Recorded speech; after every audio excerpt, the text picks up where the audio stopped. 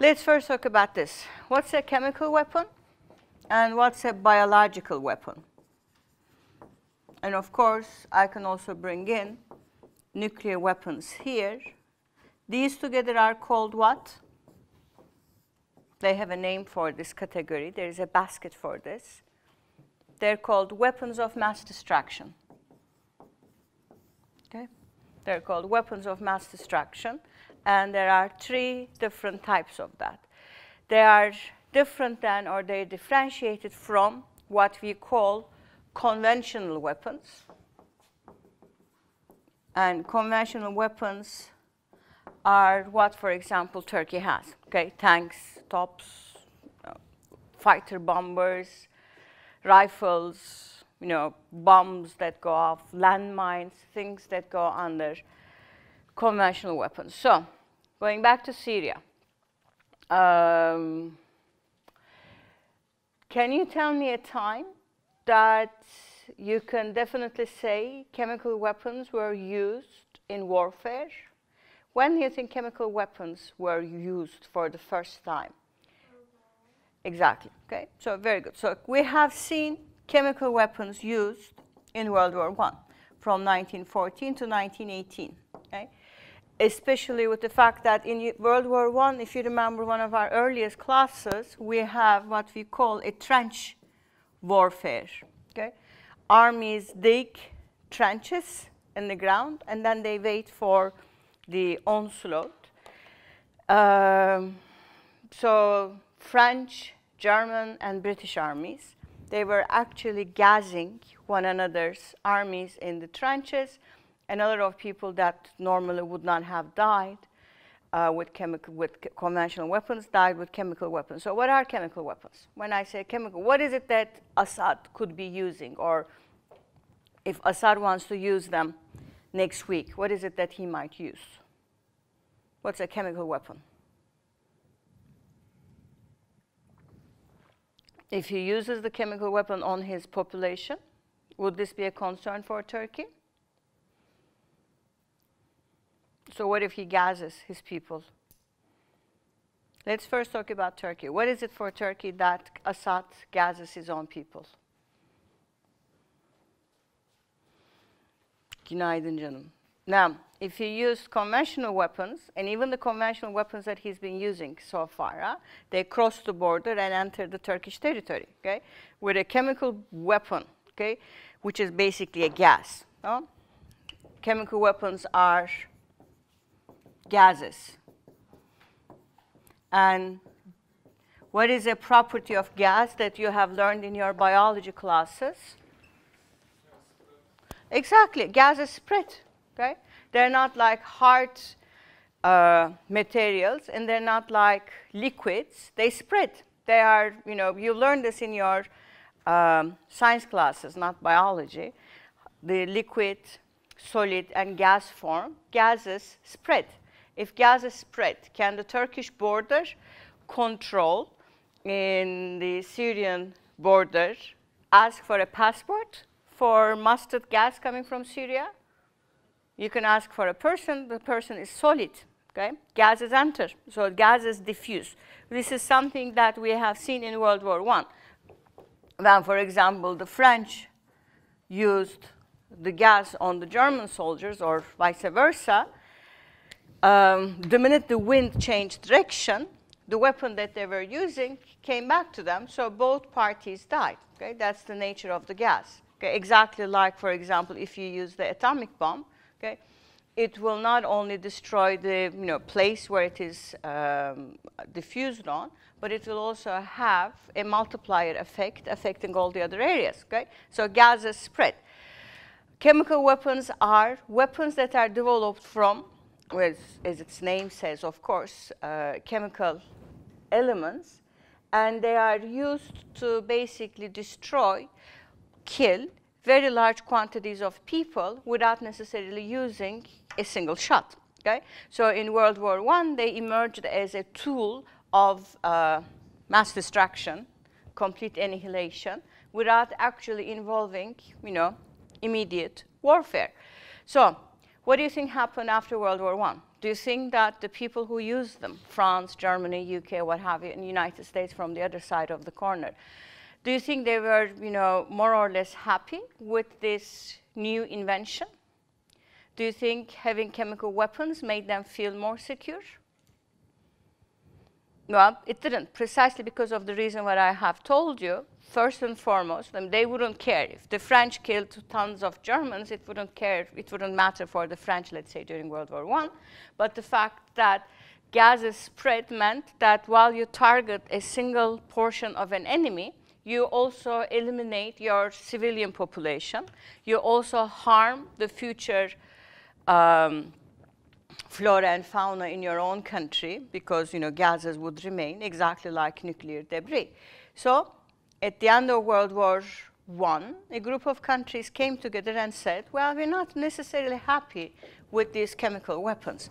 Why don't we have some form of rules? So they met in Geneva, the Geneva Protocol, and all the countries that actually fought during World War I agreed that they would not use chemical weapons as tools of warfare. Okay? So the Geneva Protocol is basically, you can think of the Geneva Protocol as a multilateral treaty. Multilateral treaty means multiple countries sign it. Okay? It's a multilateral treaty which involved all the countries in 1920s, of course, and they basically agreed on the rule that chemical weapons will not be used as tools of warfare or as, weapons in case of a military confrontation. But the Geneva Protocol is silent on one area, which is, and it still is silent today, it's silent on the, production and stockpiling of chemical weapons. So when we say chemical weapons today, okay, World War I, we have seen their usage widespread. And the usage of chemical weapons in World War I and the, basically the destruction they have caused enabled the countries in the 20s to come together in a meeting, exactly like what Putnam have told you, and agreed on the basic rule that chemical weapons are no-no. Okay? Chemical weapons are not to be used. Okay? Now, the question that remained after 1925, this is as early as 1925. We are in 2012. Okay? So have we seen countries that have used chemical weapons after 1925? Which countries do you think use chemical weapons? You guys know this.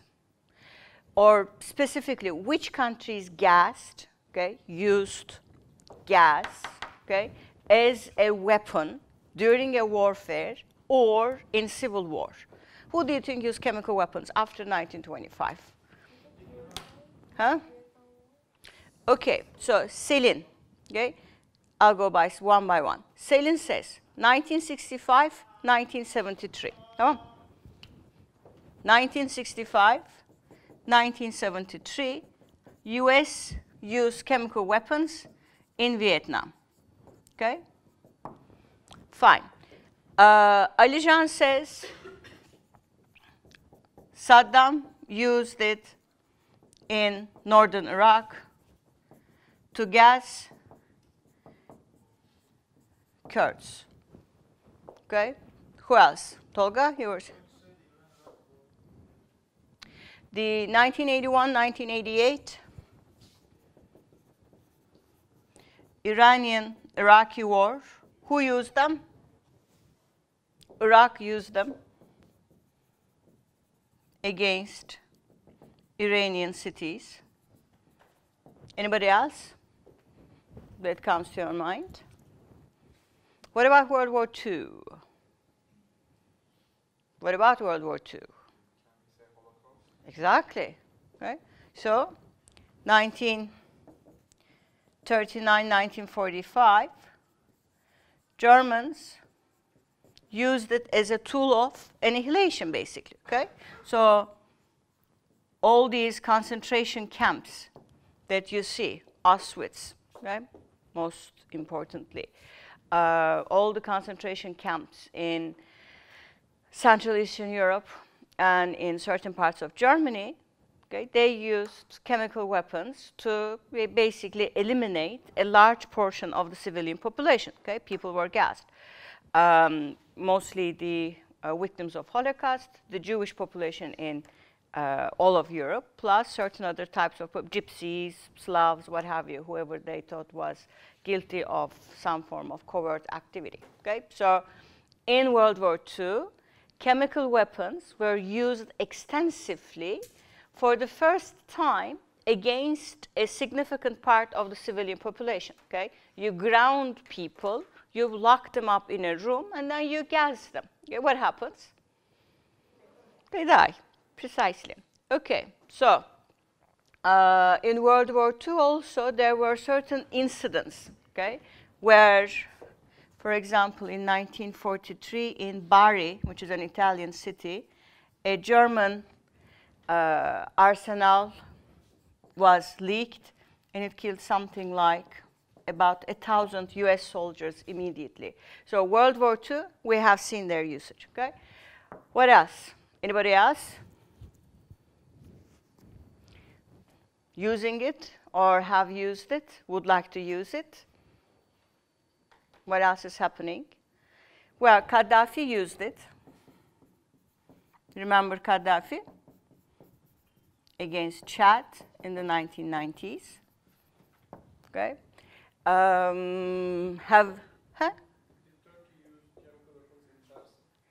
No. We didn't have them. We never had them. Okay. Turkey never had chemical, biological, or nuclear weapons. We never had them. Okay. Now, who else do you think could have used them? Does it have to be, imagine, okay? Does it have to be necessarily states that could use them? Can you develop chemical weapons? If you want to develop chemical weapons in the, yeah, you can. In the laboratory here, you can. So it might be possible that maybe some terrorist organization use chemical weapons. Does an example come to your mind? Tokyo subway. There was a Japanese terrorist organization. I forgot his name. Okay, they actually used anthrax gas in the Tokyo subway about 15 years ago and killed people who were just on their way to work. Okay, now, so we have seen after 1925, even though the Geneva Protocol says chemical weapons are not to be used, okay, we have seen their usages. Now, the question is, who has them now? Who has chemical weapons today? Who do you think has them? Russia. Good.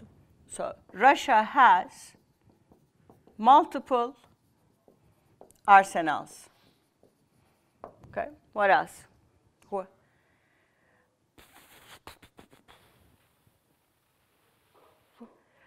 We don't know.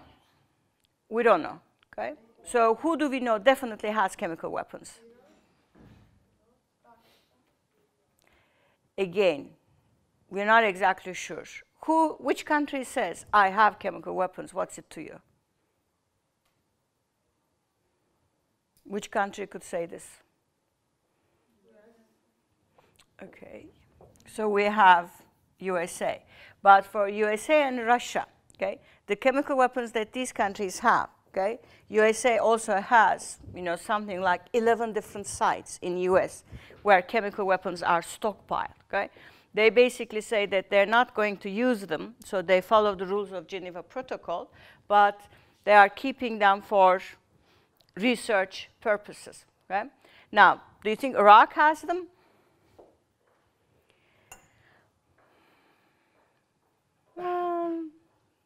Yes and no, okay? Now, the question is this, okay? Now, the Geneva Protocol that has been signed in 1925 has slowly expanded over time. Iraq, for example, under Saddam, which have used it twice, okay, both against civilian population and during war, okay, have signed the Chemical Weapons Convention very, very recently, last year in 2011. Okay? So Iraq did not sign the Chemical Weapons Convention in 1925. Well, it was not a state in 1925, but it didn't sign it in the 50s, 60s, 70s, what have you. So it was not basically accepting the rules of the game. But in 2011, okay, it signed the Chemical Weapons Convention last year and opened up all its sites where certain weapons could be stored for inspection, for control, supervision, inspection by the chemical weapons, how do you call them? The United Nations authorities. So US and Russia have them. Who else has them? And says very, very openly, I have chemical weapons, don't make me mad, I might be using them. Who said that? Very, very openly. China is an interesting story. In the case of China, there are only 7 countries that did not sign the Chemical Weapons Convention. Okay? China's arsenal is actually first built by Japan. So Japan actually stored chemical weapons in Chinese mainland. When do you think Japan would have done that? When did Japan invade China? World War II, okay? So, do you think this will hold? Japan invaded China during World War II, and during the World War II years, Japan actually stockpiled chemical weapons in China, which of course they would use if the Chinese rebelled against them. And they kept the weapons there for some time, and they started to destroy them in 2010, okay? 2 years ago. Okay? So you actually have pockets of chemical weapons in different parts of the world. So China did not actually stockpile them themselves. They were left over from Japan, but they are also developing weapons. The question I'm asking is this.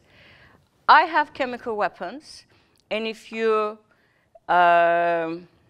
continue opposing me, I will use them, is said by Syria in June 2012.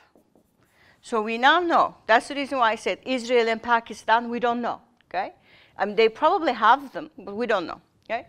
But in the case of Syria, we now know, because Syria already said, okay, a couple of months ago, I have chemical weapons. And we also know there are 6 or 7 sites of chemical weapons in Syria, and they would use them. Right?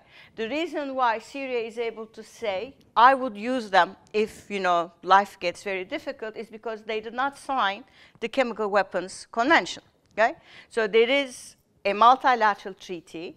There is something which is eventually what you will get at the end of this class, on an issue area. Okay? So all of these chemical weapons, biological weapons, nuclear weapons are issues. They are all international issues. And in all of these international issues, we have what we call a set of rules, okay? A set of norms, a set of principles, which are adopted internationally, either through multilateral treaties, okay, or through multiple rounds of protocols, which I'll explain how it happens, which in return leads to a mutually accepted, okay? Mutually accepted, all the countries in the world, okay? Something like 200 of them agree that chemical weapons are not to be used. You might have them in the case of Russia, US, and China, okay? There are actually, in this list, the ones that emerge as openly defiant, China, South Korea, Syria, Libya under Gaddafi, and it was also Iraq under Saddam.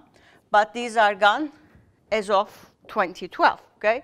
Saddam is removed from power with the war in Iraq, and Gaddafi is removed from power in 2011, okay? So they have actually well, Libya's transitional government haven't exactly signed it yet, but the Iraqi government have signed the Geneva Protocol last year, and Libya's transitional government also said they would be signing the Geneva Protocol and ratifying it, which leaves more or less Syria and North Korea as the outliers. So the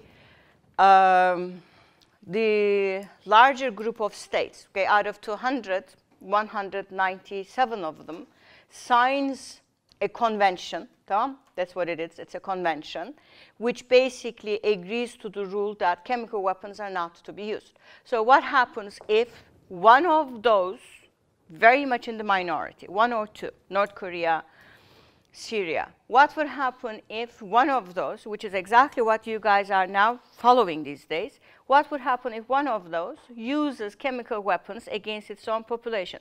What would happen to Syria if Syria uses chemical weapons, despite the fact that Syria did not sign the Geneva Protocol of 1925, despite the fact that Syria is not a party to the Chemical Weapons Convention, despite the fact that Syria does not, okay, this is very important, Syria does not accept that chemical weapons are not to be used. They don't accept that basic rule. So, despite the fact that they don't accept, they didn't sign the protocol, they didn't sign the convention, what would happen if Syria uses chemical weapons? Next week, highly probable. Huh? Well, there would be a use of force, okay? Where would the use of force come from? The United Nations. So most likely there would be a United Nations Security Council meeting if Syria uses force, and the UN meeting, the Security Council meeting, will basically state that Syria violates what? No, the Geneva Convention, okay? Syria violates the international law, okay? This has become international law. Syria violates international law on chemical weapons. Therefore, the United Nations is, going to take action. Okay? What happened to Saddam's gassing of the Iraqi civilians in 1987? What happened when Saddam gassed the Iraqi Kurds in 1987? What happened to the people who were caught giving the order? Again, something you've lived through very, very recently. Okay? Saddam himself, of course, died when he was getting captured, but he also had a list of people who were in high-ranking positions in his army in the 1980s who were responsible for both the civilian gas and the gas in Iran towards another country. What happened to them? What are they doing now? They were tried in the war tribunals in The Hague, and they were basically committed of actions of violating the Chemical Weapons Convention and actions against humanity, and they're all serving different types of jail sentences. So they're punished, okay? So there is some form of punishment, either through the UN military action or, even years later, in this case, 15 to 17 years later, in the case of 20 years later, in the case of war tribunals. So what we have with chemical weapons, what I'm trying to illustrate is this. Over time, okay, we see in international relations the development of what we call international regimes, okay? And international regimes are collection of rules, norms, principles, decision-making procedures, okay? So rules, norms, principles, decision-making procedures that regulate or that form at least the expectation for states to act in a certain, given way for specific issue areas. Right? These issue areas are, of course, multiple. Okay? The example we have begin this class is an issue area. Okay? Chemical weapons is an issue. Okay? And within the chemical weapons issue, in response to what happened on the ground in World War I with the destruction of the usage of chemical weapons, countries, those who make up of the international community, came together and agreed, okay? Agreed that they need some form of rules with respect to chemical weapons, okay? And these rules were set with the Geneva Convention, which led to the Geneva Protocol. So Geneva Convention means all the countries in the world met in Geneva. That's a conference, okay? And in the conference, the main topic of discussion and negotiation was on the usage of chemical weapons. At the end of the conference, they signed a treaty, okay, or some form of a protocol, might not necessarily be a treaty, some form of a protocol that sets the rules, okay? For example, is there an ongoing international meeting these days on an issue area?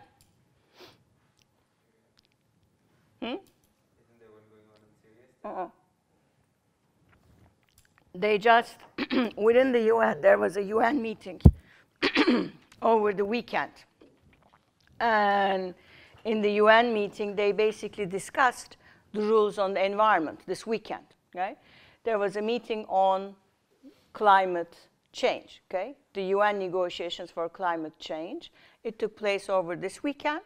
And at the end of Sunday, all the UN members agreed that the Kyoto Protocol, which is exactly like the Geneva Protocol, but this time it's not on chemical weapons, but it's on the environment. The Kyoto Protocol is extended to 2020, okay? So until 2020, we still have some time on adopting more restrictive measures on the climate, okay, or on issues on environment, okay? So, international regimes, okay, is an aspect of international cooperation, but all international regimes have a very narrowly defined issue area, okay? So in the case of chemical weapons, we have almost 100 years old, from 1925, rules, okay? They're basically 100 years old rules that tell you that chemical weapons cannot be used, okay? Either against your civilian population or during your warfare. So it's, you know, with these very few exceptions, and World War II is of course not an exception, it's a total annihilation at all costs, but all of these emerge as exceptions with respect to the usage of chemical weapons, okay? Can the United States, for example, today use chemical weapons? Well, it might. There is a possibility that it might, okay?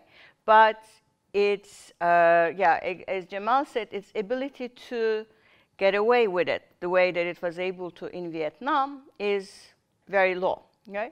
Now, let me tell you another story.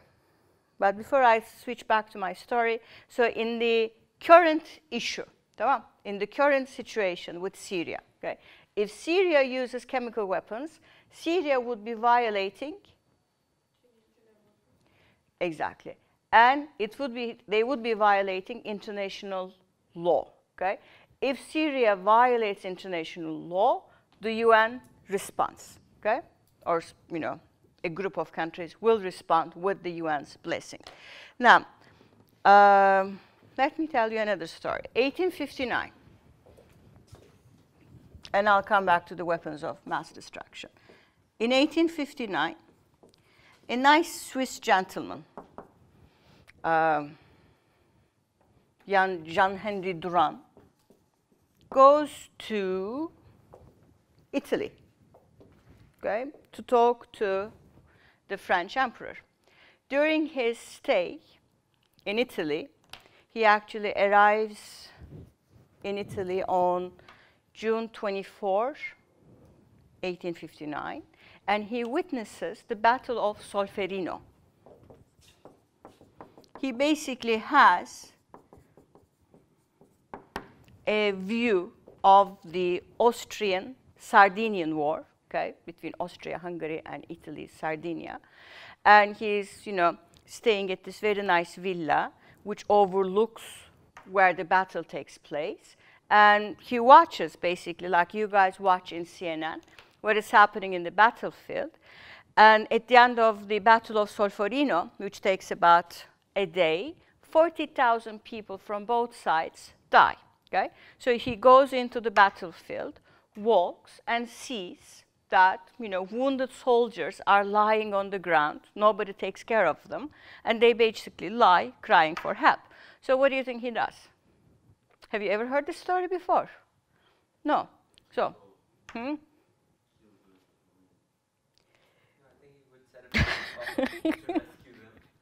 So Mert says he goes on the battlefield and he shoots one by one the wounded people. Okay, no. He probably creates a protocol to make sure that Exactly. So Duran goes back to Switzerland and says, we have a problem. And the problem is this. At the end of a battle, okay, there are, remnants, there are people who remain on the battlefield, who are wounded, who are in need of medical attention. But precisely because battles takes place in a foreign country's, let's say, land, people exactly do what Mert is expecting them to do. They go to the battlefield and shoot the ones who are wounded, or basically rob them. This is what happens normally, okay? So the peasants around the battle area would go after the battle is finished, kill whoever is still lying on the ground wounded in order to rob them. Basically, they take their boots, their valuables, what have you. Okay? So Duran goes back, and again, like Jamal says, we need to have, everything takes place in Geneva, or Le Hague, okay? Yeah, okay? Le Hague conferences, Geneva conferences. So he writes a book, distributes it, and what have you. In a few years' time, in 1862, a conference is convened in Geneva, which brings together all the major powers at the time. What were they? The French, the Brits, the Germans, the Prussians, the Austrians, what have you. And Duran, along with a partner, Mornier, they say we need to have medical help. Independent, neutral, medical help to people who are fighting in the battlefield, and they are left without any medical help after the war is over. So what do you think they suggest? What is it that they're suggesting? The Red Cross, precisely. So they came up with the idea in the Geneva Convention that we need to have a supranational, independent organization that has solely one function, okay? Not to mediate, not to negotiate, not to stop the war, but only to provide medical help, okay, to the people who are wounded on the battlefield, okay?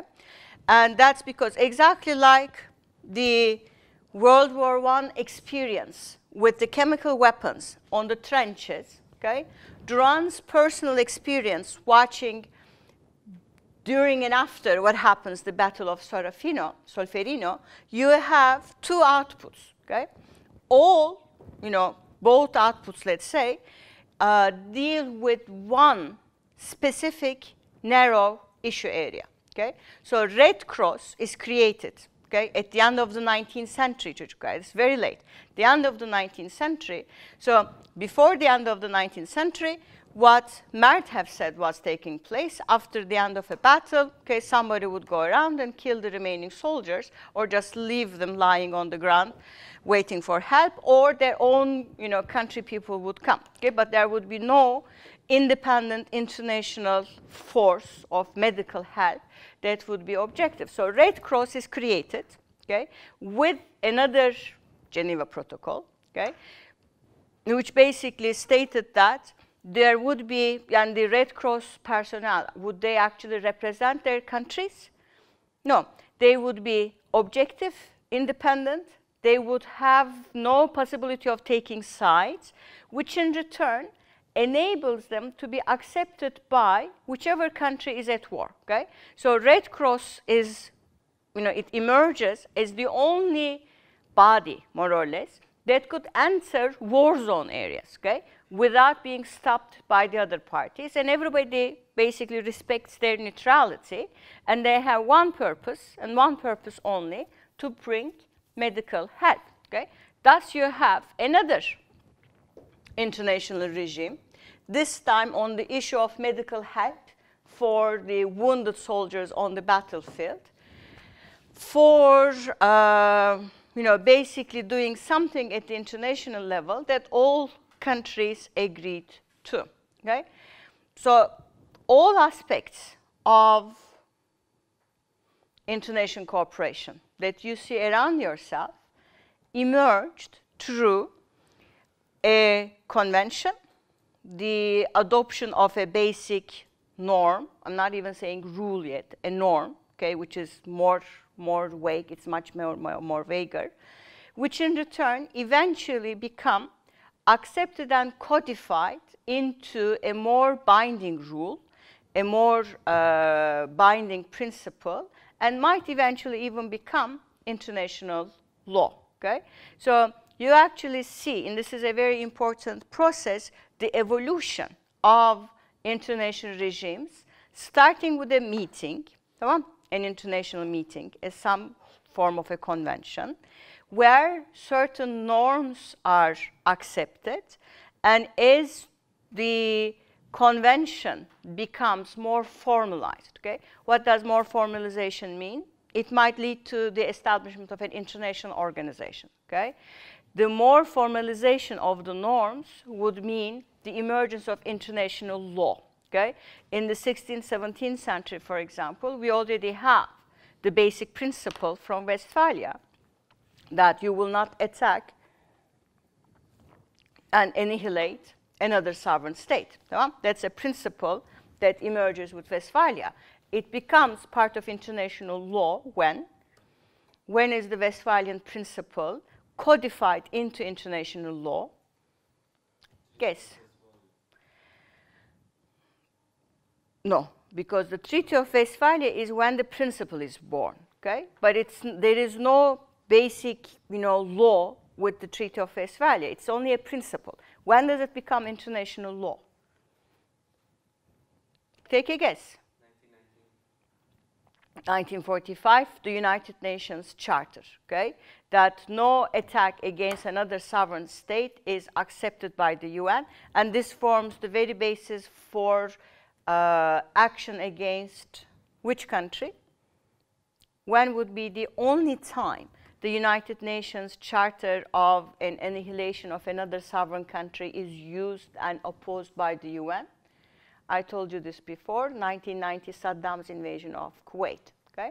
So Westphalia is a principle. Okay? You will not attack and annihilate another sovereign country is an international principle that we have with the Peace of Westphalia. It becomes over time, okay, the basic norm on which the whole international system is based. And then it's codified into international law with the United Nations Charter, basically, in 1945. Okay?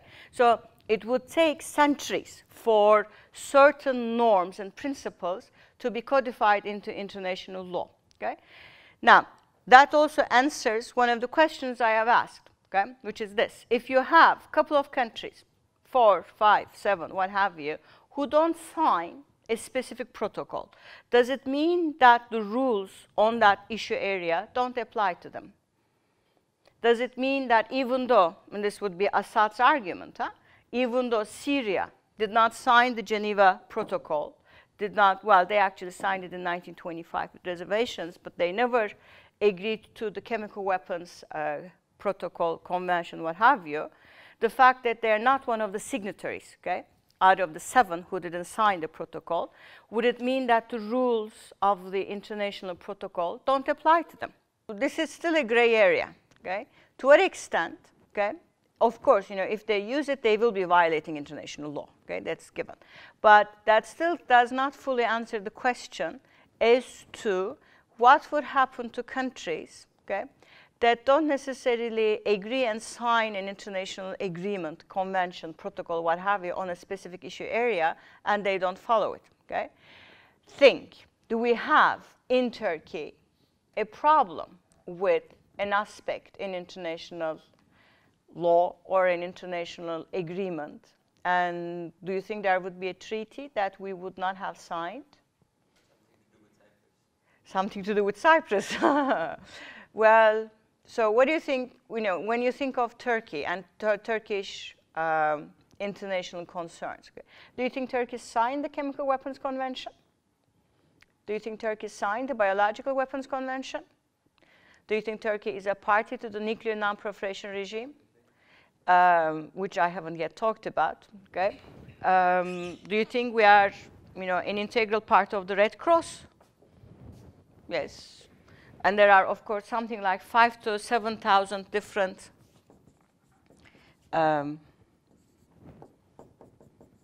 regimes. I'll talk about these two in a second. So what could be, Jamal says Cyprus, what could be, a sensitive area, okay? Bretton Woods, we talk about Bretton Woods, for example, International Financial Regime. Turkey is a part of that. GATT, General Agreement Trade on Tariff, we are a part of that. What would be a sensitive area for us that an international regime might harm our national self-interest?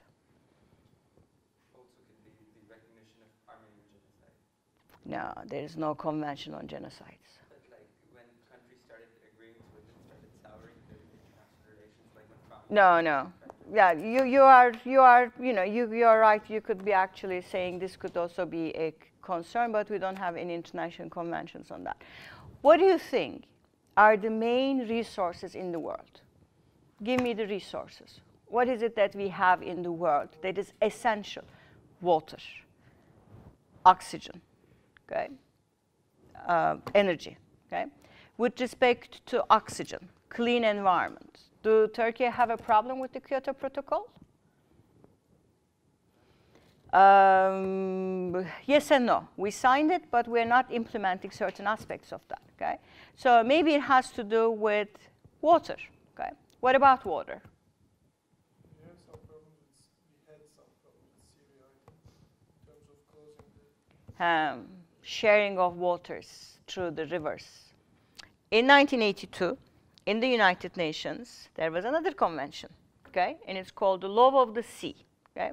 And the UN countries basically, in that convention, agreed to 3 very important issues which directly relate to Turkish core national self-interests. 1, any country, okay? Let's assume this is Turkey, okay?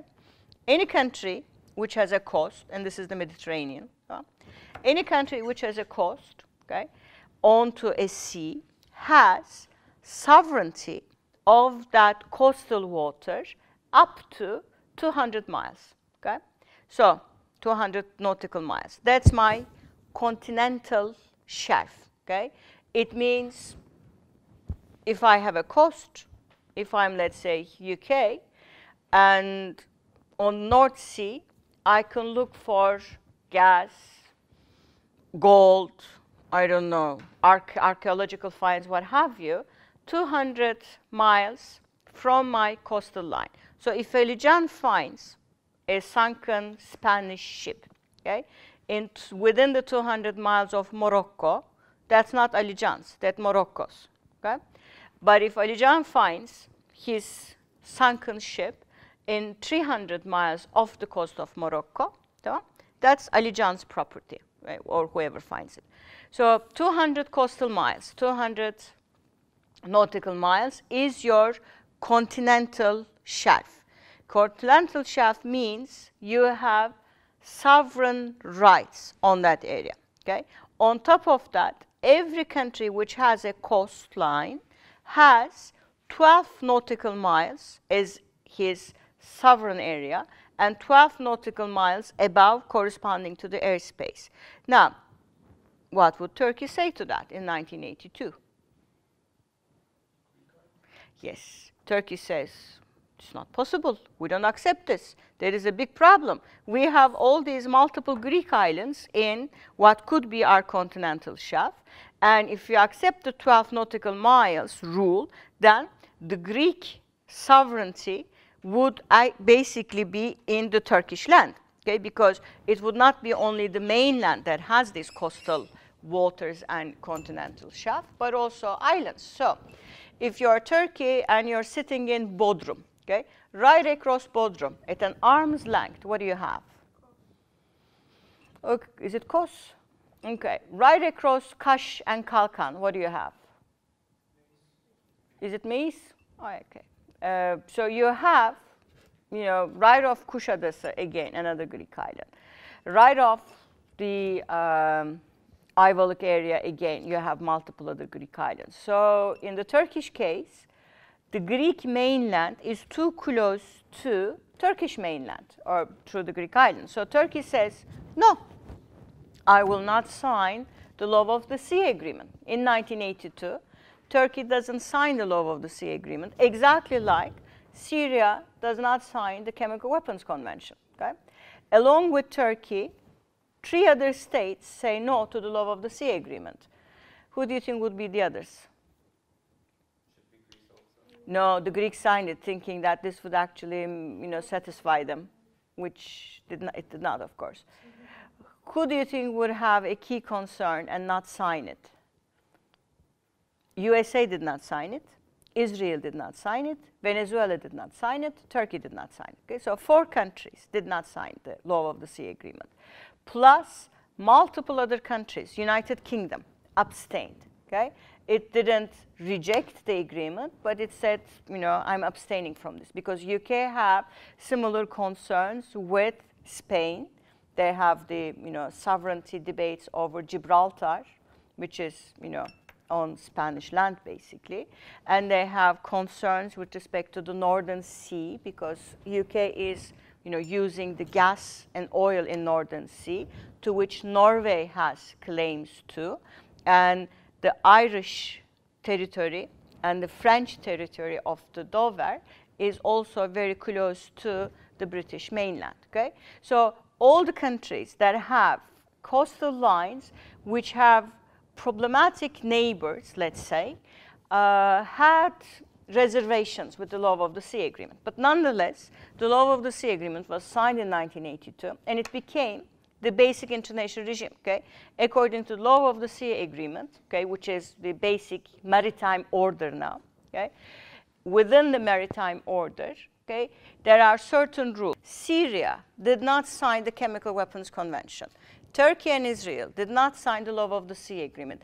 Does it mean that once 2/3 of the international community signs and ratifies it, does it mean that they're not subject to these rules? No. The answer is no. Even if you don't sign it, okay? Once 2/3 of the international community signs and ratifies it and it becomes operational, you are subject to it, okay? So even if Israel says, I don't recognize the law of the sea, and these are not high seas, but my waters, okay? That is not accepted by international law, okay? So the UN condemned the Israeli action, okay? Similarly, even though Syria says, I haven't signed the convention treaty for chemical weapons, therefore I can use chemical weapons whenever I want to, doesn't apply in this case. Once you have an international rule that is adopted by 2/3 of the world community, it applies whether you sign it or not, right? Fine, I'll give you a break. Now, going back to the law of the sea, so nerede kalmıştık? Let's actually write this here. So 1982, Law of the Sea has now become the basic structure for maritime order, okay? Now, this is again critical. When we talk about international regimes, okay, these sets of, let me actually give you a definition of an international regime. An international regime is a set of implicit and explicit rules, norms, principles, decision-making procedures that shapes states' expectations, okay, about the implications of their behavior, okay, and that regulate state action in a well-defined, specified issue area, okay? So all international regimes have a jurisdiction or a set, well-defined issue area. Okay? International law of the sea, okay, is the international regime shaping maritime order, okay? Shaping the states' expectations about their behavior in maritime orders. Similarly, the 1925 Geneva Protocol on chemical weapons shapes one aspect of the weapons of mass destruction. Let me actually erase these a little. So when you talk about non-proliferation, okay? So 1925, 1968. Exactly like law of the sea, which shapes maritime order, okay? What is maritime order? All states know once the agreement on the law of the sea is signed and ratified, and it's incorporated into the UN system, all states know that they are subject to the 12 nautical miles coastal waters rule. All states know that they have 200 nautical miles defined as their continental shelf, okay? So what Jamal has said before the break, the issue that Turkey has with Cyprus right now, which involves Cyprus's, one of you said England a couple of seconds ago as well. Cyprus's recent explorations of natural gas in the Mediterranean, together with Israel, and underwritten by the British Petroleum and some European companies as well. From the Turkish point of view, this is a violation of what? What does what does our Minister of Energy, Taner Yıldız, say about Cypriotic explorations around the Mediterranean? Are we happy about it? No. So what is our point? What is our main argument? Well, we haven't signed the law of the sea. Can we say that? Huh? But then if so, Cyprus says, well, this is also my coastal water. So what is the Turkish point here? And that would be the same thing with the agency. We have come to the brink of war with the Greeks a couple of times over exploring gas in the Aegean Sea. Okay? So the Turkish ships would go to look for natural gas. The Greek Navy would come, and they would find themselves nose to nose. They did so in 1987. They were actually sitting here on the Aegean Sea. They were at the brink of war. And at the very last minute, the war did not actually happen. So law of the sea basically leaves this door open. Okay? If you have multiple countries, Caspian is an example. Aegean Sea is an example. Black Sea is an example. Okay? Mediterranean, not that much, because Mediterranean is too large. Okay? But with respect to the Cyprus's position, Crete, Malta, and Sicily, which are islands on the Mediterranean, okay, you again have similar issues that arises. Okay? Sharing of coastal waters, continental shelf, what have you, is left in the law of the sea agreement to political settlement by the parties. So this is the Turkish government's position. Turkish government says, well, the agency is, shared between Turkey and Greece. So we have to decide, beyond the contours of the law of the sea agreement, on a bilateral agreement on what to do with the agency. Okay? So Turkey does not want to go to the International Court of Justice, fearing that the legal settlement might actually benefit the Greeks more. But it's the same thing with the Greeks. The Greeks don't take it to the World Court, fearing that they might find the Turkish position justified. So we have been seeing since 1987, okay, when the law of the sea agreement became operational, more or less, since 1987, multiple incidents on the Aegean Sea over sovereignty disputes between the Greeks and the Turks. Okay? It's not only on the Aegean Sea. Okay? This is what we define as an issue area as maritime order. Okay? The basic document, okay, that shapes the rules and countries' behavior in maritime order is the law of the sea. Okay? The main challenger to the law of the sea and maritime order is which country, do you think? Do you think is it Turkey? Is it the US? Is it Israel? Which country do you think has today, 2012, the largest contestation of the maritime order? China. China. South China Sea. Okay? China. For the Chinese, South China Sea, by definition, is Chinese. Okay? But it's not. Okay? And China would find itself in constant struggle with which country, do you think, over South China? India, precisely. Okay? And we actually see, this is one of the current issues, okay, in international politics right now.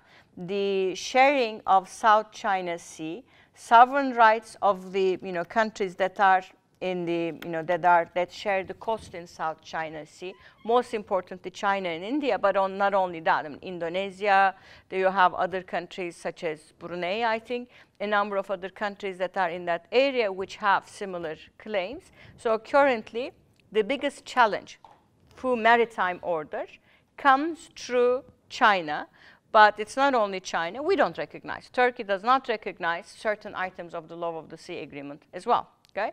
So issue areas. This is an international regime on maritime order. Okay? What does it do? Okay? What does having, and this is also important, what do you think would be having a chemical weapons convention, which we discussed, or a law of the sea arrangement, which we discussed? What do these regimes actually do? Okay? What are they for? What kind of function do you think they actually perform? What do you think would be their key contribution? Why? Exactly, precisely. So they actually, as Selin says, they generate information as to the possible consequences of their actions, and they bring, basically information as to what the rules are and what might be the possible material costs and benefits of obeying the rules and disobeying the rules. Okay? So in that sense, international regimes play a role in reducing uncertainty. Okay? Where does uncertainty come from? I'm beating your head with this. Anarchy. Okay? So international regimes emerge as important mechanisms to act as central authority or a quasi-central authority, similar to what we have at the domestic level, performing a similar function, reducing uncertainty, which is directly an outcome of anarchy, by introducing into the system information, basically. Okay? And the thing is, you don't have a world government of some sort that basically tells you what is the basic rule in international seas, what is the basic rule with chemical weapons convention, what is the basic rule with the, helping the wounded soldiers on the battlefield. But you have multiple international regimes for each and every specific issue area, precisely doing that, bringing information, bringing rules, and therefore impacting state behavior, basically. Okay? So regimes do what central governments do in domestic politics in the international level, but not as an overarching umbrella, but with respect to specific issue areas. Okay? So every given issue area has a specific set of rules, norms, principles that emerge through these international regimes. Is Turkey the only decision maker solving about the issue of Bosphorus? You tell me. No, but I think if a strait goes towards something, then even they have some sort of right. Like in the Suez Canal, the Egyptians can't close it on their own. They need some sort of approval for the Suez Canal. All straits, okay, Turkish straits, the Panama Canal, Suez Canal, are basically, they belong to whichever country they're geographically located at. Okay? Now, the rules, the international rules with respect to the Bosphorus are decided before the law of the sea agreement. Okay? When were they decided? What is the rule with respect to the straits? The 1936 Monroe Convention. Okay? So in 1936, Turkish government signed okay, an agreement, an international agreement with all the countries, including Russia, that might have a stake on the straits, that basically sets the transit rules in the Turkish straits, okay? In peacetime, Turkish straits are open to all civilian vessels, okay? So Russian ships that are civilian could pass through the Turkish straits in peacetime, okay? In case of war, Turkish government has the authority to close the straits as it wants to, okay? In terms of vessels that have military weaponry, that carry military stuff, they need to have a prior request or prior permission from the Turkish government, okay? So there are rules, okay? And the Monroe Convention actually replaced what, again, something you might remember from your high school history classes. What did Lausanne say about the Turkish straits? What is it that Lausanne left unanswered that Monroe was able to close? It was going to be controlled by a group of international. Exactly. It was left to the control of an international commission. Okay? So Turkish sovereign rights over the Turkish straits was not recognized fully in the Lausanne Agreement, because, you know, that was one of the very important key issues for countries such as Russia, but also United Kingdom. So from Lausanne to Monroe for about 13 years, okay, this is one of the key issues that, you know, your first government, Atatürk's government, have actually had to deal with. Okay, that and a couple of other territories. Well, what else? What were the missing? These are, again, your basic high school history. Along with straits, what else was left unanswered? Two other issues were left unanswered. Hatay, the Hatay issue, which was, and Mosul and Kirkuk precisely. So Hatay and Monroe Convention, the referendum in Hatay solved that issue, and Hatay was acceded back to Turkey because Syria had claims on it. Syria still has claims on it, okay? The Monroe Convention fully restored Turkish government sovereign rights over the straits, but according to international law, as Jamal have said, if you have other countries that depend on the straits, in peacetime their civilian vessels could pass without any restrictions. And do we want a revision of Monroe recently? Is it possible that the Turkish government would like to see a revision in the Monroe Convention? Yes, because Monroe Convention was negotiated in 1936. The volume of ships that was predicted to pass through, along with not both the size and the tonnage, the weight of the ships that would be expected to pass through the straits, was very small. Okay, so by the time you come to 2012, okay, the number of ships that pass through the Bosphorus have increased tremendously, and not only it's the number, but also the tonnage, the weight, okay?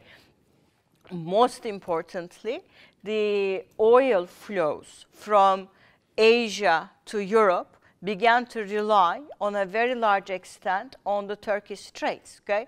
They come through pipelines to Novorossiysk. Novorossiysk is a Russian harbor. In the Russian harbor of Novorossiysk, they get uploaded onto tankers, and these tankers happily pass through Turkish straits, okay? They provide what kind of problems? They cause what kind of problems? Environmental hazards, okay? There is always a very big risk that Istanbul could blow up with one of the tankers blowing up, okay? They also provide not only an environmental risk to the whole of the city of Istanbul, but they also provide a damage to the Marmara Sea and the whole, you know, fauna of whatever you call the fauna of the seabed of the Marmara Sea. So there is that, you know, very big environmental problem. So Greenpeace, for example, constantly protests against it. At the same time, okay, it's also beyond the Turkish state's capacity to have all of these tankers pass through Turkey.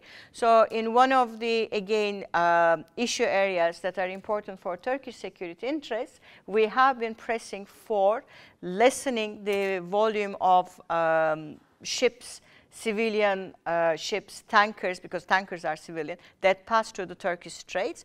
And we emphasize the fact that if there is going to be oil and gas transport from Russia, Central East Asia, Caucasia, what have you, that has to be done through pipelines, okay? Pipelines that pass through the Turkish territory either from east to west or from north to south, okay? So Baku-Ceyhan pipeline, which is operational currently, is built precisely because of that, okay? So when, this is early 1990s, when the Azerbaijani oil, okay, became important for British Petroleum, okay, there were two possible routes to transport Azeri oil. One was through the Russian port of Novorossiysk, through the Turkish Straits via tankers, okay, exactly like Hürmüz Boğazı in the Persian Gulf, or through a pipeline that will be built from Baku that would go to the Mediterranean port of Ceyhan. Okay? So we actually, as the Turkish government, underwrote, okay, paid. Okay? This is what underwrote means. We paid a substantial amount of money for the building of the Baku-Ceyhan pipeline in order to lessen the tanker traffic in the Turkish Straits. Okay? So Monroe Convention is currently inadequate, insufficient. Okay? We want to revise certain things. Okay? So who would be the country that would have the highest objection to a change in Monroe? Russia. Russia, okay? Mostly Russia, okay? To a certain extent, Ukraine, but it's mostly Russia. So the Turkish Straits is always a very hot issue of debate between the Turks and the Russians in every negotiation. So, issue area, okay? In answer to Ali Can's question, okay? You can have multiple treaties, okay? Multiple multilateral treaties that might not act as an umbrella statement, okay? Law of the sea is an umbrella agreement, okay? But you would also have for specific issue areas, and Monroe is a perfect illustration of that, that shapes the basic rules of behavior for states in a narrow, in this case, Turkish Straits, in a narrow area, okay? Similarly, we have a convention for the traffic in the Panama Canal. Similarly, we have rules and regulations on the Persian Gulf, okay? On the Hürmüz Körfezi, Persian Gulf and Basra area there. Similarly, we have concerns with, or similar rules for the Suez Canal. What's important is this, okay? International regimes emerge in answer to reduce the uncertainty caused by the absence of a central authority in international system, but for specific given issue areas, okay? The most important regimes that we have, okay, when you look at the expansion of the international system, we can actually group these regimes around certain basic groups. One is maritime order, okay, and it's critical. Second is what we have been discussing, proliferation.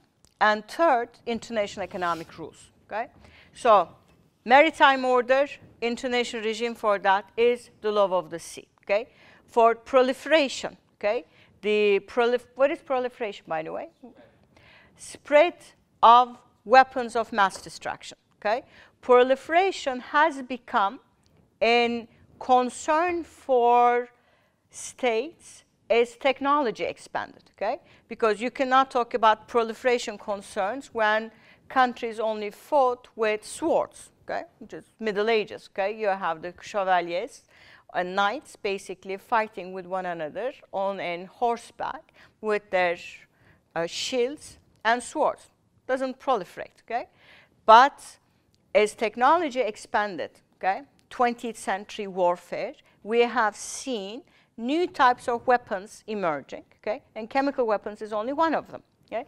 So to go back to how we began this class, chemical weapons proliferation, biological weapons proliferation, and nuclear weapons proliferation has become a key concern for the international community starting with World War I.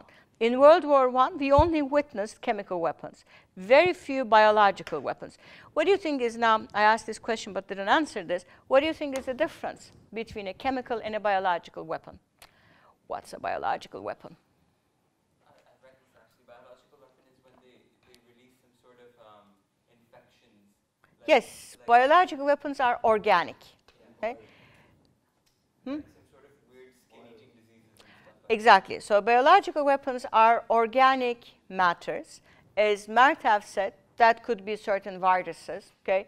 People were arguing, for example, for some time that the Ebola virus, which is, mostly African in origin, is an escaped monkey from an American lab. They say the same thing for H1N1, You remember the swine flu? So we have multiple infections that actually threaten the world for some time. SARS is one of them. Charbon is a different one. Okay. Charbon is at the intersection of chemical and biological. So you also have, after the 1970s, a discovery of certain agents which are called toxins, okay, which are both biological and chemical. Okay? So charbon is a good illustration of that. Okay? Anthrax and mustard gas, things that you can produce out of chemicals, are chemical weapons. Okay? But you can, for example, in both cases, both chemical and biological are different than nuclear in the sense that they are not very costly. Okay? You can actually produce biological and chemical weapons very easily with some basic chemical and biological knowledge, but not necessarily nuclear weapons. So that's the reason also why chemical weapons has been called the poor man's A-bomb. Okay? This was actually Pakistan's comment sometime in the 1980s when they were asked, why are you developing chemical weapons? And they said, well, India or other countries have nuclear weapons. We don't have yet the material capability to produce nuclear weapons. So we do chemical weapons, which is poor man's A-bomb. Okay? So it's relatively easier for chemical weapons to be produced.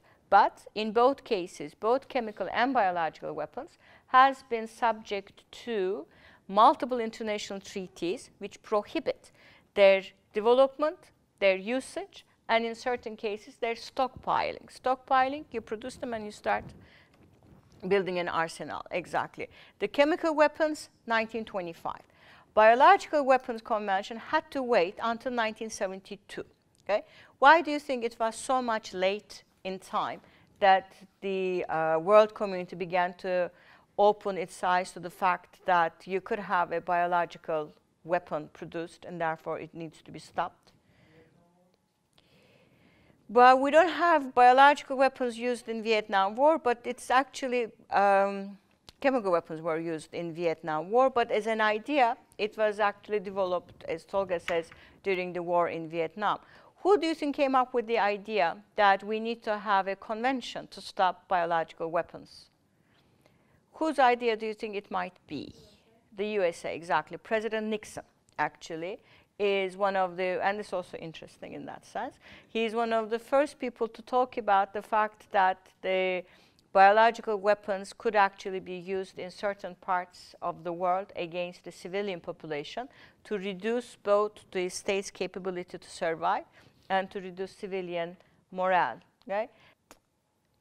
There is actually currently talk that a number of countries are developing a specific biological weapon to bring back smallpox. So biological weapons and biological weapons are not like chemical weapons, okay? It's easier in that case. You remember one of the biggest problems that I told you about chemical weapons with respect to their usage is what? They spread.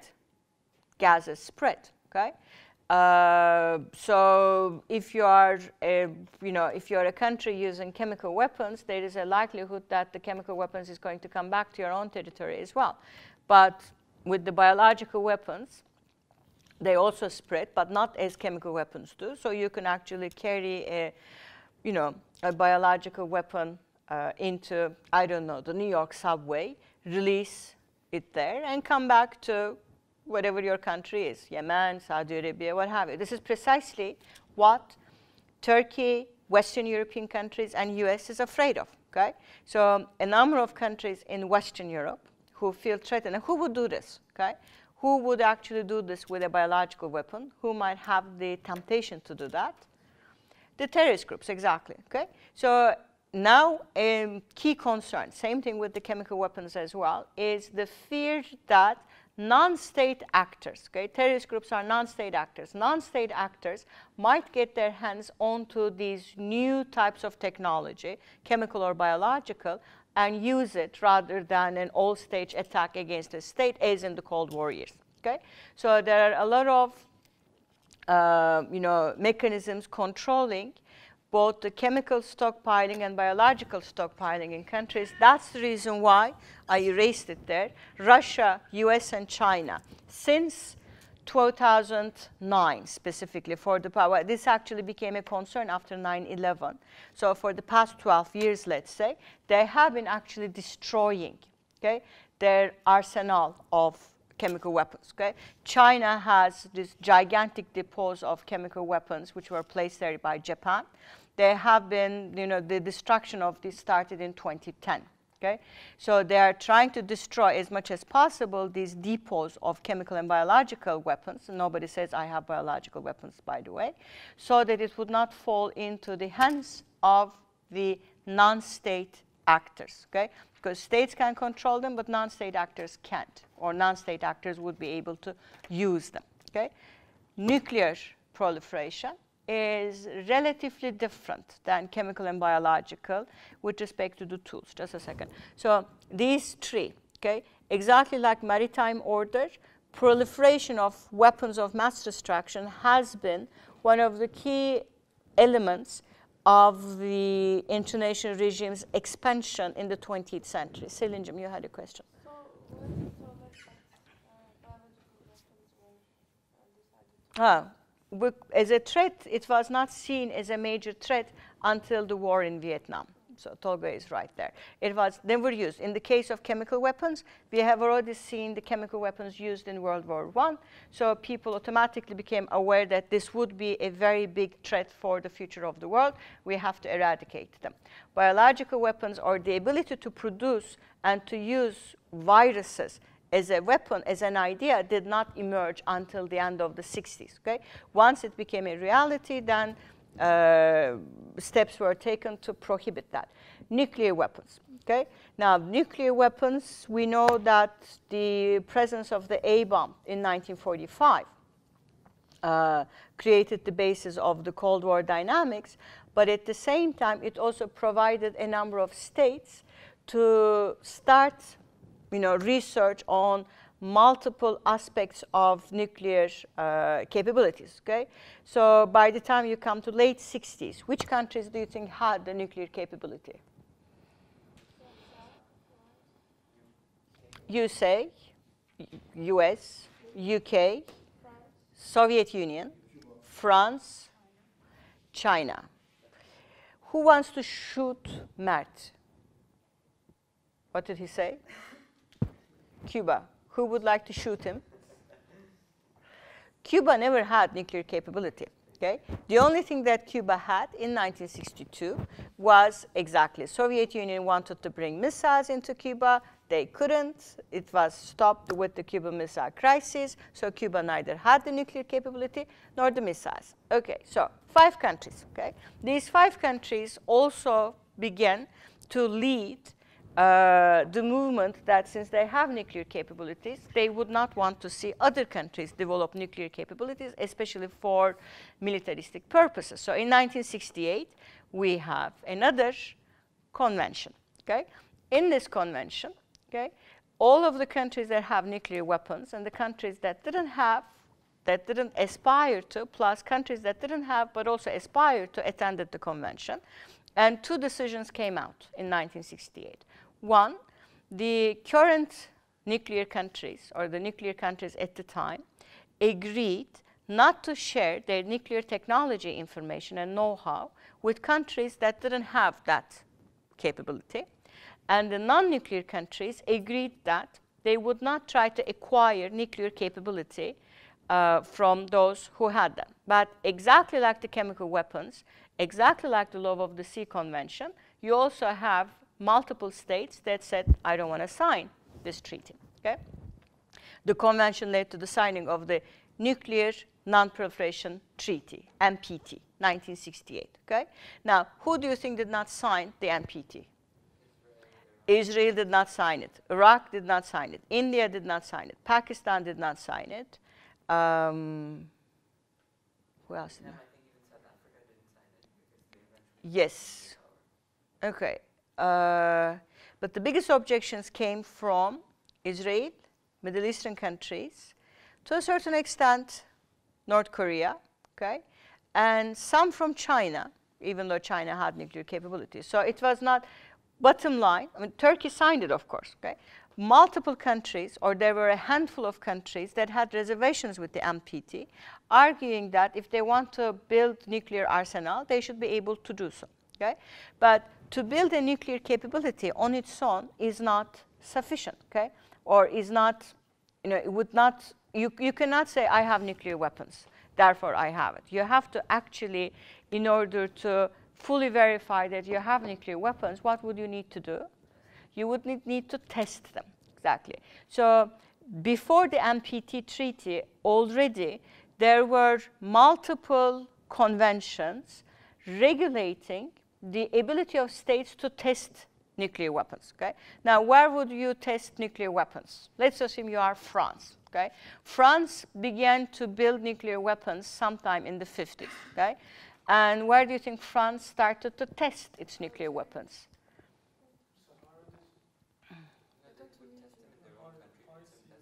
Nobody would test them in their home country. Where, if you want to, today, we forget the 50s, the North Pole.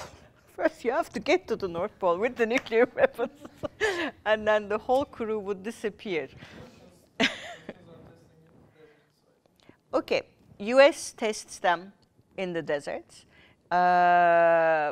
France, Russia, not the Sahara Desert. Russia used to test them in the deserts as well, but there are also other places that you could actually test your nuclear weapons. Huh? Under the sea, precisely. And in the high seas, you have, you know, very large mountains, very deep valleys, what have you. So countries began to test, US, Russia, France, their nuclear bombs, their new acquisitions in the oceans, in the deserts, where did Pakistan test its nuclear bomb? 19. Huh?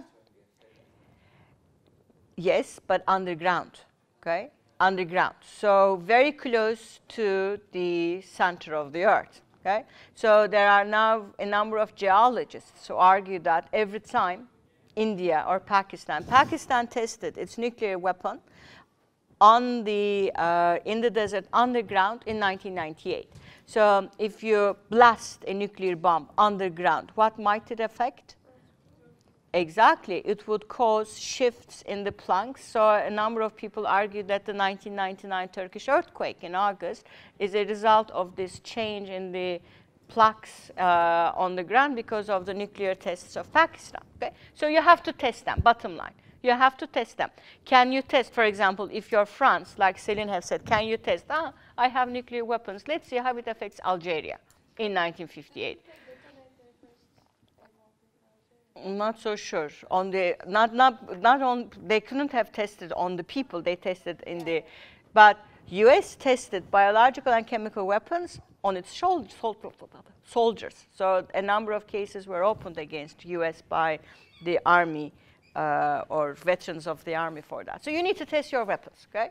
Which means there has to be rules on testing as well, okay? Thus, by the time you come to the 60s, we have what we call a new international regime, limited test ban treaty, which means you cannot test your nuclear weapons in any part of the world you like, okay? You can't go to any empty desert you might think is, you know, not going to be affected and blew your A-bomb there. You might not go to any part of the Pacific Ocean and blew up whatever you want to blow up there. So limited test bans.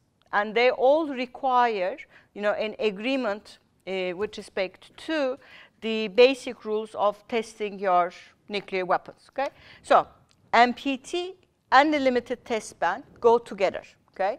They basically determine and shape first, you know, the extent to which a country could acquire nuclear weapons and where it could test it. NPT forbids, okay, non-nuclear countries to acquire it. From 1968, when the NPT was signed, to 2012, we have, however, seen Israel, India, Pakistan. Who else?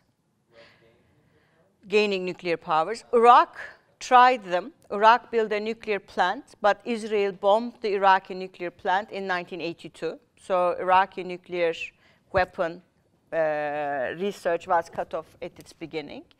So we have, They never actually continued that. So we have at most 3 to 4 states, okay? That's what is important. 3 or 4 states after 1968 who actually acquired blatantly nuclear weapons, okay? Aside from that, nobody else did, okay? Now, we still have the Iranian nuclear program. I don't have time to come back to that, to go over that right now. But what's important is this, okay? Maritime Orders, the non-proliferation, and economic rules, okay? And I will continue with economic rules on Thursday. These emerge as the main 3 issue areas over which international regimes has been most extensive over time, okay? Other areas, human rights, okay?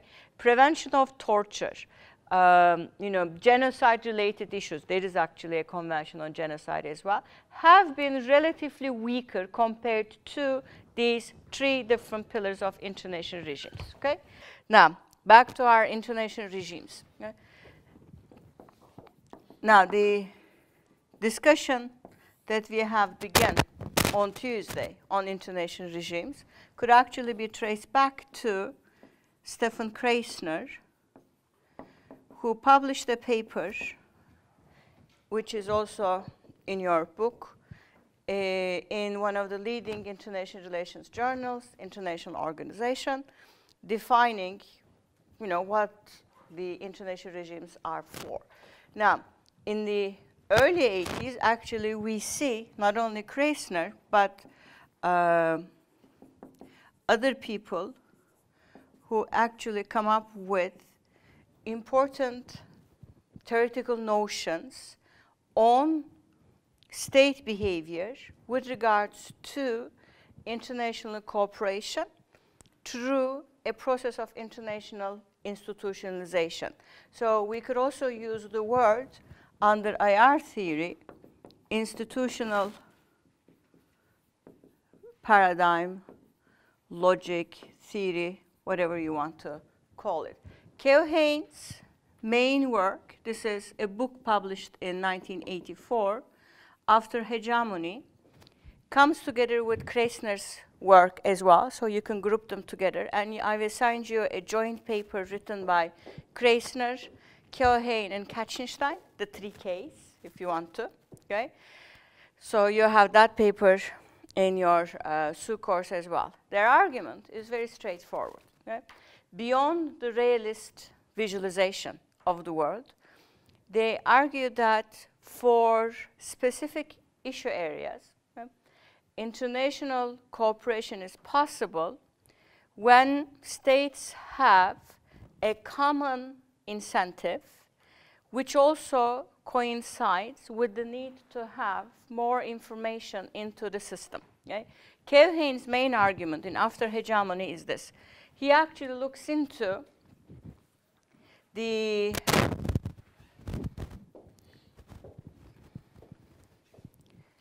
changes in the 70s, let's say, with regards to the international trade and financial system through 2 things. One is the Bretton Woods system, which we discussed, and the second is the rise of Southeast Asian economies as a challenge to, well, basically to the West.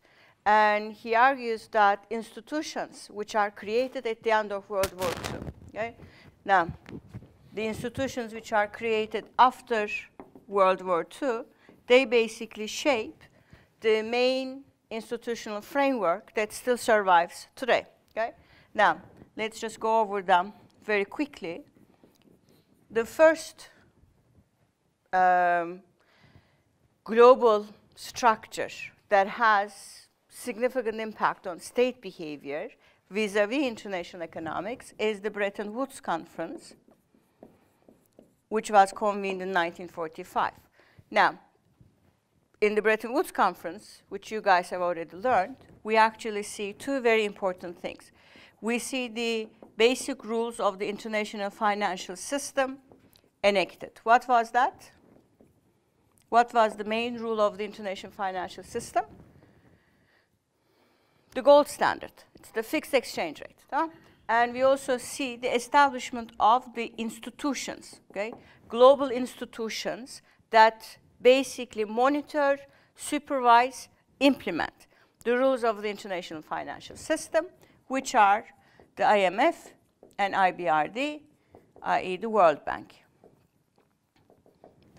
So step number 1, let's say, in the emergence of an international order or a set of global orders comes after World War II with, one pillar of the financial system. Remember we talked about on Tuesday, you can actually look at the international pillars through 3 main pillars: the Maritime Orders, okay, the proliferation discussions or proliferation regimes, and international economic system, okay? So we are basically looking into 3 different areas of international regimes: maritime order, non-proliferation, and international economics. All of them have a specific framework, okay, a specific set of rules that basically emerged after World War II, okay? Now, the set of rules that emerge, we could actually also think of this in this manner, okay? You can think of this as international cooperation. Now, when I say international cooperation, what I mean is states have diverging interests, okay? In the sense of seas, in the sense of economic tools, what have you, states have diverging interests. International cooperation implies that states adjust their behavior in response to or in connection with other states to have more or less mutually beneficial outcomes, okay? So there is an harmonization of behavior, okay? They accept certain rules. Now, why would they accept certain rules, norms, what have you? We have 2 diverging explanations for that so far that you have learned. Realists tell you, as we discussed last week, either you need to have an hegemon, okay? You need an hegemon to tell what other people should do, or you need to have a very strong convergence of interest, okay? In the liberal perspective, just the convergence of material interests is sufficient. So how does international cooperation begin? At the least, let's just say, at the least formal level, we're looking at norms, okay? Now, for example, thou shall not attack another sovereign state is a norm. Okay, you can also say principle. When is this norm born? You will not attack another sovereign state. As a norm, when did it emerge? Hakan? Exactly, Peace of Westphalia, okay? So as a norm, it emerged in Peace of Westphalia. But a norm can then eventually expand into a more formal arrangement, okay? You could see an international regime is created to implement that, okay? At the highest level, okay, the norm that emerged over time could actually codify it into an international organization. So when you think about international cooperation, you could actually link this from the least formal to the most formal, okay? The least formal implies lack of a major institutional mechanism in the sense to implement that. So it exists as a principle to which states are expected to adjust their behavior to. But in the case of non-compliance, it would be very hard to implement that norm unless you also have an institutional mechanism to do that, okay? So something that emerges as a norm, okay, would eventually lead into, formulate into an international regime, and finally become an international organization. Let me actually give you another norm, okay? In the 19th century, what we see in the industrial world, the emergence of an idea of free trade, okay? So following Adam Smith's laissez-faire economics, okay, the idea is that global welfare would be maximized if there are no restrictions to trade, okay? So that emerges in the 19th century through Adam Smith's and David Ricardo's works as a principle, as a norm, okay? But we don't have, in the 19th century or mid-20th century, some form of actually a system that would force states not to erect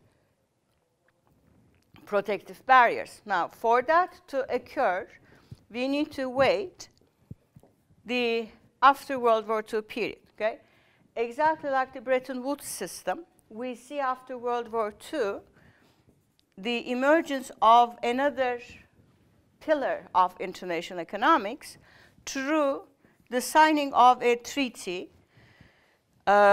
Remember I told you on Tuesday, all international regimes more or less emerge with a multilateral treaty. So the nuclear non-proliferation is a multilateral treaty. The Geneva Protocol we discussed, 1925, is a multilateral treaty. The Biological Weapons Convention is a multilateral treaty. The Law of the Sea Agreement, which is signed in 1982, that's a multilateral treaty, okay? So in 1949, we have the Treaty on Free Trade, which is General Agreement on Trade and Tariff signed, okay, the GATT Agreement. The GATT Agreement, together with Bretton Woods, give you the basic pillars of the international economic regime, which is still valid today, okay? So today's economic order, okay? All the things that the Turkish government have to basically follow in order to have a place in international economic order passes through the Bretton Woods structure and the GATT structure. What do? These are international regimes which are put together with the signing of a multilateral treaty for a specific purpose. So GATT has a specific purpose. Its purpose is to provide the rules, the decision-making procedures, the norms, the principles that would apply to state behavior with regards to one narrow area, trade, okay? So the countries that sign the GATT agreement, not everybody signs it, okay? Exactly like not everybody signed the Law of the Sea agreement. The countries that sign the GATT agreement agree on the basic rules that would apply to them with regards to decreasing tariff walls among them. So when you look at the international cooperation structure, the idea of free trade, okay, enters more or less global politics around the 19th century. But the first half of the 20th century, we don't see that idea being implied at all, basically because you have, especially in the industrialized world, which is Europe mostly and United States, very high walls, protectionist barriers, especially right before World War II. These are tools that are used to a very high degree by all the European countries in order to guarantee their economic survival at the expense of their neighbors. So as a norm, as a principle, even though it emerges in the 19th century, okay, we don't see it put into practice or enacted, more or less, until the GATT agreement. So what do you have? In 1949, you now have an international regime which is one step higher in the ladder of international cooperation. You have a new international regime which is put together to enact the norm that already have emerged something in the 19th century, okay? Exactly like the 1648 Peace of Westphalia norm that thou shalt not attack, which does not become, well, codified into international organization until when? Until the UN, okay? Until the UN Collective Security Principle. So you have the norm emerge, but the norm's implications, the norm's implementation has to have a more formal arrangement behind it, okay? So the free trade norm, or the idea of free trade, is put into implementation, let's say, through the creation of an international regime, specifically on that, which is the GATT agreement. Now, the GATT regime is codified into an international organization in 1995 with the creation of WTO, World Trade Organization, okay? So you see a slow evolution, okay, of the basic rules and norms that guide state behavior in one specific area. You cannot have an extensive structure that encompasses all, that beats the purpose. But in one specific area, you see the emergence of the norm first, okay, which leads to the emergence of an intonation regime later on, okay? And what intonation regimes do is very straightforward, as defined by Stefan Kreisner. These are a totality of norms, principles, rules, decision-making procedures, well, implicit and explicit, that shape the expectations of the states in one issue area. Now, the shaping of the expectation is actually critical, because it doesn't basically mean once you have an intonation regime, a non-proliferation regime, everybody will obey that, okay?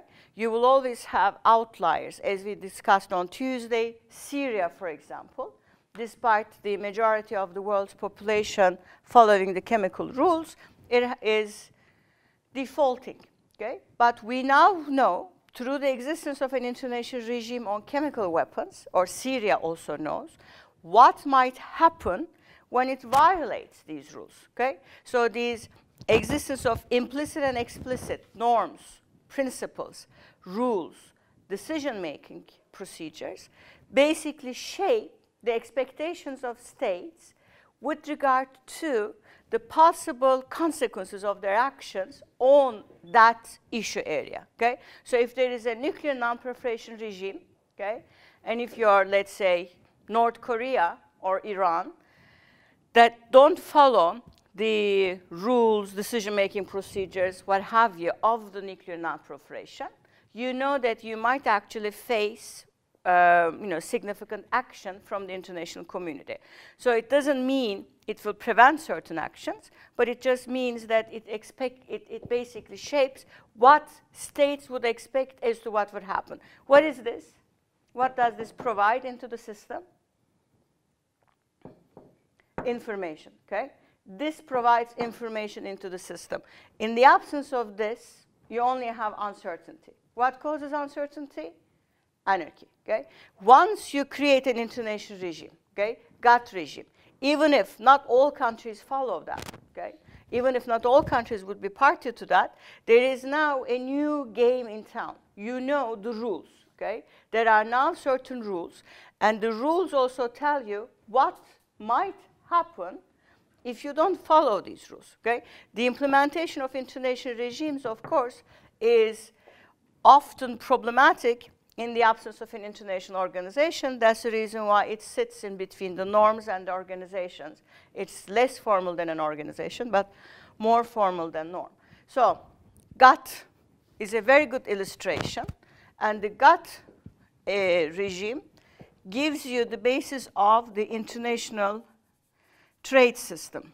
So when you look at this third pillar that I talk about, international regimes, the rules of economic behavior between states since 1944, both with regards to their currency exchanges and with regards to help to countries which are in, let's say, trouble, and with regards to the trade flows, are shaped, managed, supervised, implemented through two pillar regimes or two parallel regimes. The international financial regime under Bretton Woods and the international trade regime under the General Agreement on Trade and Tariff. So what is it they do? Okay? With Bretton Woods, for example, we now know, well, for the past 60 years or so, we know that very competitive devaluations by states to boost their export, let's say, competitiveness is not allowed, okay? In the same sense, or by the same token, when financial stability is at risk, okay?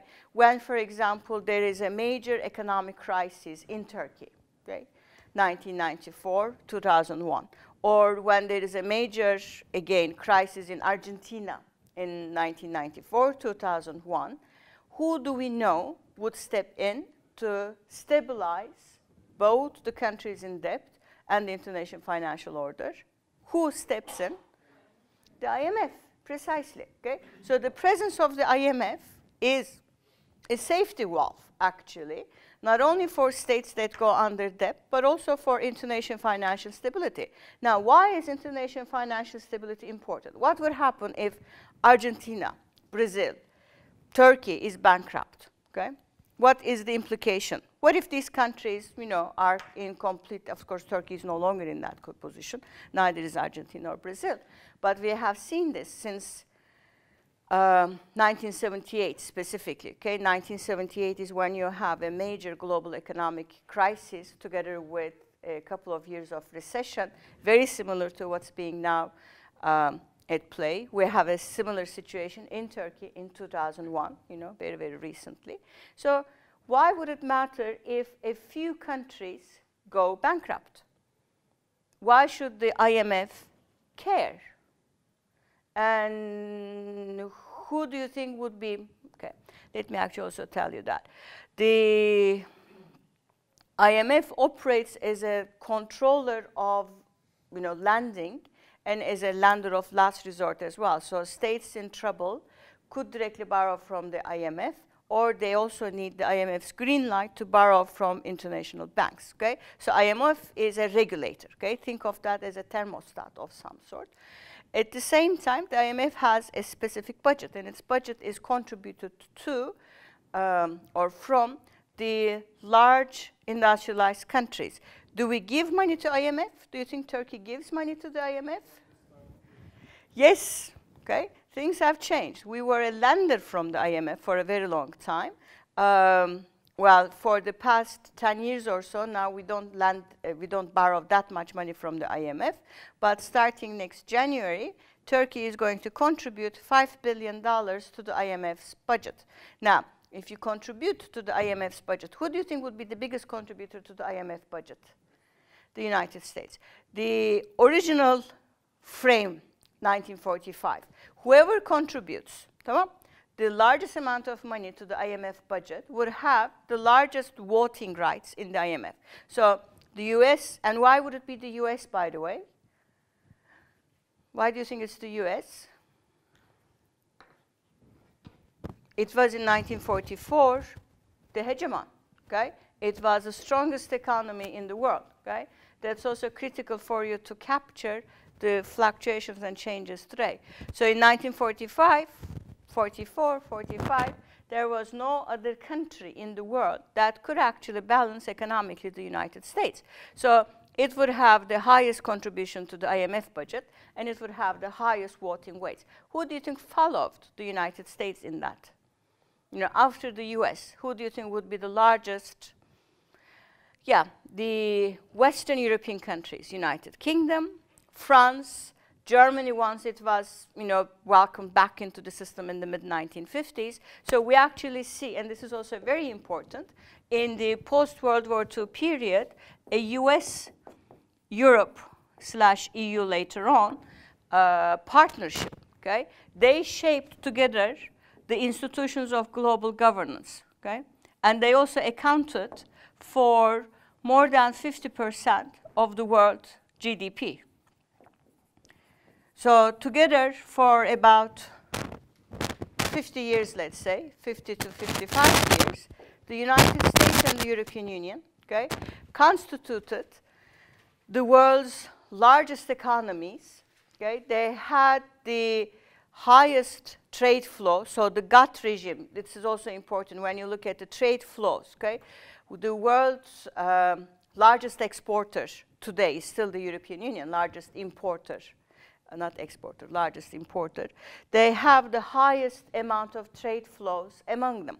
So the US and the European countries needed, okay? They needed the rules with which to shape the economic trade and financial flows. So they are the main architects of the global governance structure. So IMF voting weights, okay, is a very good illustration of that. The largest economies of the time, the most important global partnership, also translated into the highest percentage of voting weights in the IMF, okay? Now, regimes don't remain constant, okay? Regimes change. Okay? They are dynamic units. Okay? The basis of the regimes might not necessarily change, but the contributions to and the meaning of an international regime would change. So today is a very good illustration of the fact that once this main pillar, US and Europe, which formed the institutions of global governance and which basically had the 50% of the global wealth in the world, precisely in parallel to their decline, okay, the newly emerging countries are now challenging the IMF voting weights. Come on. They're challenging, and Turkey is one of them. They're changing some of the rules. They're challenging some of the rules of the international trade system. So we actually see, parallel to the transformation in the global dynamics, okay, where US and Europe no longer have 50% of global wealth, okay? They are down to 38%, okay? And they're declining further down. OECD has calculated that by 2060, China will have 25% more than the American GDP today, okay? Which is, you know, it's not the case today. Today, you know, US has something like $14 trillion in its GDP, which I told you before. China, which is the second economy, comes around with 8 to 9, okay? So it's, you know, it's not even on par. Now, what is going to happen if the economic dynamics continue as such? China is going to bypass US. They're already bypassing, I told you this, the European countries. Brazil bypassed UK this year. So Brazil, China, India, Turkey, okay? They're precisely doing it, what I have just described. They're challenging the rules of the international regime. They don't want to change the rules. Okay? They're okay with the rules. They're okay with the regime, but they want to change the representation of the US and Europe, okay? So China, Turkey says, well, or India or Indonesia, they say if we are, you know, the large economies in the world and become more so for the future, we would like to have more say in the IMF. I think this is coming from the computer. So they want more voting rights, okay? So IMF now is discussing, and they're changing it. There is a set of changes that were adopted in the IMF in 2010, okay? So IMF rules were altered in 2010. They are waiting to be implemented, okay? It's not only the IMF that they're questioning, okay? Now, if these guys, these two, give you international economic regime, okay, we also have an international security regime through the UN, okay? And within the UN, Security Council represents more or less the framework with which security decisions would be discussed, and the Westphalian norm that we just talked about is implemented, okay? Now, within the Security Council, the presence of the permanent membership, okay, is a very good illustration of the same logic that you have in the IMF, which is the manifestation, acceptance, you know, the continuation of the great power diplomatic rules of the 19th century. So we have in the Security Council 5 permanent members, right? We discussed this before: US, UK, France, China, and Russia. Now, countries such as Brazil, okay, Turkey, Indonesia, India are arguing that the Security Council permanent membership does not reflect the current distribution of power, okay? So they say we have to either get rid of the permanent membership, okay, or expand permanent membership. So Turkey says, why don't I become a permanent member of the United Nations Security Council, okay? Brazil says, why don't I become a permanent member representing the Latin American balances, okay? So exactly like the challenge to the IMF, okay, in terms of voting weights, we also see a similar challenge coming from the newly emerging powers to the Security Council, okay? So this is your international economic regime, okay? And this is your international security regime. But of course, the UN is more than a regime. It's an international organization, exactly like GATT has become in its transformation into WTO in 1995. So Westphalian principles or Westphalian norms, their implementation rests with the Security Council, okay? So what starts as a norm, once you have an international organization, has an international legal aspect behind it, okay?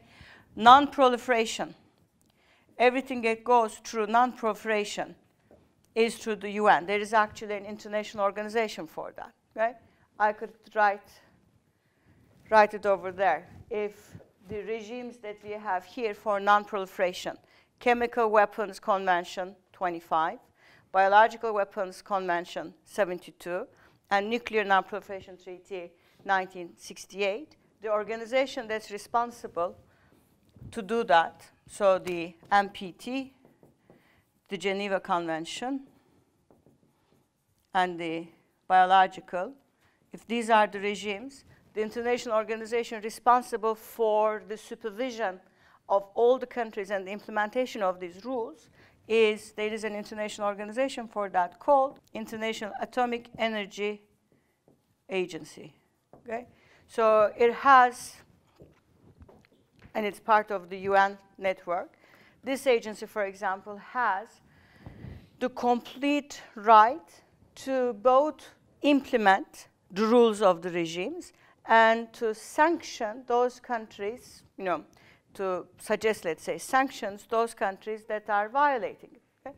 In 1991, after the Second Gulf War of 1990-91, Iraq signed multiple treaties saying it will stop its research, production, what have you, of weapons of mass destruction, and it accepts the EIA's supervision of Iraqi's programs of weapons of mass destruction, okay? By the time you come to 2002, okay, the IEI agency was saying, well, we have not had access into the Iraqi soil. There are many areas that we suspect could actually have chemical, biological, nuclear weapons, which we cannot basically supervise. So we have a problem. And it's in response to that that the United Nations met in September 2002, the Security Council, and said, well, there will be a possibility of use of force against Iraq if Iraq does not open all its venues to supervision. And the British and the American government had some intelligence which showed that Iraq has these weapons of mass destruction, but it was concealing them from the International Atomic Energy. So what happened? Invasion of Iraq. Did they find the weapons? No, it turned out to be, it was faulty intelligence. But nonetheless, it's a very good illustration of the role of an international organization supervising another country's ability to develop certain weapons. Now my critical question, which is not coming back to Kreysen, but my question. Now, if we have absolute sovereignty, okay? If Peace of Westphalia have told us that you have the right as a state not to recognize another organization's higher authority than your own, what do you think is the implications of these, well, norms to start with, and then regimes and organizations? China, if it wants to trade with other states, it has to follow the GATT rules, okay?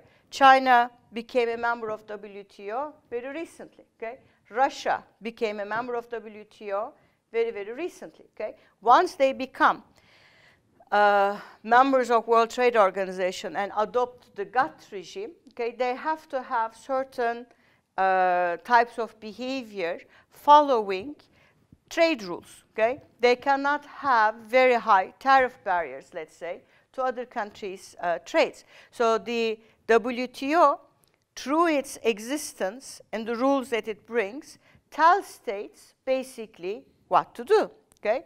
In a similar fashion, okay? The IMF, when Turkey goes to the IMF in 2001, or Greece now goes to the IMF for help in 2001, 2012, what have you, the IMF turns to the Greek government and says, well, you have a very large public sector, okay? You have to lay off at least 1/3 of the people who are working in the public sector. You have to freeze salaries. You have to increase retirement age, okay? So the concept of sovereignty, okay, that we talk about is the very basis pillar of international state system, okay, seems to be compromised, let's say, quote unquote, through the existence of international regimes, okay? If you follow the IMF rules, and if you want money from the IMF, you have to basically do what they tell you to do, okay? If you become a member of WTO, China, Russia, Europe, US, what have you have to follow certain rules that WTO imposes, okay? Once there is a nuclear non-proliferation regime through the Geneva Protocols and the MTT, the International Atomic Energy has supervision over you, okay? It will turn to Turkey and say, no, you cannot develop nuclear weapons. Not that Turkey wants to, but countries such as Iraq, okay, who pretends that they have nuclear weapons are supervised by an agency that has supranational power over them. So what does the existence of international regimes and international organizations then do is they lessen or they basically transform. Probably transform is a better word to use. They transform the concept of sovereignty that we take for granted, okay? We cannot talk about complete sovereignty or absolute sovereignty, absolute external and internal sovereignty for none of the states in the world today, as long as we have these linkages, okay? So the question then emerges, why would China, okay, become a member of WTO? If the Chinese government knows that once you become a WTO member, you cannot develop certain types of procedures. What do you think is, what could be the biggest Chinese challenge here? What kind of an economic production do you think China has that European and American companies don't? Well, China has what we call state-owned enterprises, and there are substantial amounts of governmental subsidies to Chinese companies, okay? Once you have governmental subsidies, state aid, state-owned enterprises, that actually distorts the market, okay? So US and European Union countries actually now have an ongoing discussion with China, telling China, because you don't have subsidies, governmental state aids, what have you, especially in Europe. US, they didn't have it, but something happened in the US and they started to give subsidies. Do you remember when it happened? General Motors, for example, this gigantic American company, okay, went bankrupt in 2008, okay? So Obama said, no, we cannot let a gigantic automobile company go bankrupt. So the American government began to pay substantial amounts of money to General Motors, so General Motors is now back on its feet, okay? Normally, under both American law and under free market economies, if a company like General Motors goes bankrupt, according to Adam Smith, what would happen to it? It would go bankrupt. Bye-bye. Nobody would help, okay? That is, for example, one of the critical issues of debate between Obama and who? Romney. That was one of the key debates in the American presidential elections. Romney was saying if a company goes bankrupt and if all its workers are, you know, dying on the street, so be it. That's the market conditions, okay? And Obama is basically now, through state aids, trying to salvage some of the American companies. Now, China has been doing that, you know, in a predominant fashion. So every time there is a WTO meeting recently, with China, US, and Europe sitting at different parts of the corner, this is one of the things that the Chinese are told to do. Now, so if you're a Chinese government, okay, why would you agree to a WTO membership if you know that you will be asked to do certain things that you didn't want to do in the first place? What's in it for you? Why become a member?